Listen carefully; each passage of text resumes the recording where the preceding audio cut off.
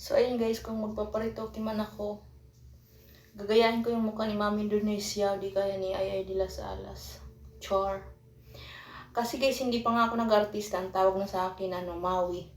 Hindi Maui Taylor Maui Indonesia. Sabi ko, tuwang-tuwa ako dati. Sabi niya, Marlene, may kamukha kang artista. Siyempre ako naman tuwang-tuwa. Sabi ko, sino? Sabi nga yung kinagat yung tainga guys. Sino ba yung lalaki na kinagat ang tainga? Si Whitney. Sabi ko, sino? Whitney Houston? Sabi niya, hindi, si Whitney Tyson. Kasi may itim ako dati. Tapos yun na nga, may pangalawang tao nagsabi, Marlene, may kamukha kang artista. Sabi ko, sino? Sabi niya, si Maui. Sabi ko, sino? Maui Taylor? Sabi niya, hindi, Maui Indonesia. Kaya naisip ko, minsan nga guys, dati yung maitim talaga ako kasi umuwi ako ng summer. Alam mo yung 10 years kang nagpaputi, 3 araw ka lang maitim na. Tawag nila sa akin, Jaya. Kasi talagang kamukha ko talaga si Jaya guys. Kasi bukod sa maitim, wala pa akong brace dati. Tapos,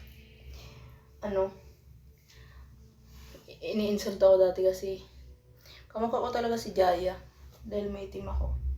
So ngayon, nang medyo pumusyo-pusyo ako ng konti, kamukha ko na si Maui Indonesia. Charot. So ayun lang guys. Papasok na ako sa work. Nag-ayos lang ako. So ayun, ganyan ang ayos ko guys. Mag-hairnet tayo para yung bolbolism natin hindi lumaylay.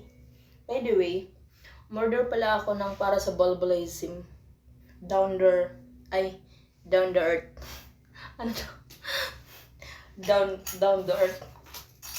So ayun, papasok ako guys na isa lang ang medyas ko. Ay, nako, yung medyas ko guys nangangamoy krema di puta. Alam mo yung mga Pilipino talaga, alam na nilang mabaho na, inaamoy pa. Ganyan ka, ang mga Pinoy. Katulad ko guys. Diba?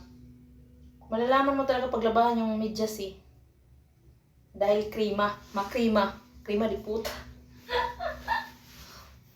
So ayan. Ganun tayo guys. Magmimidyas tayo guys. O diba yung binti ko lang guys, yung medyo maputi.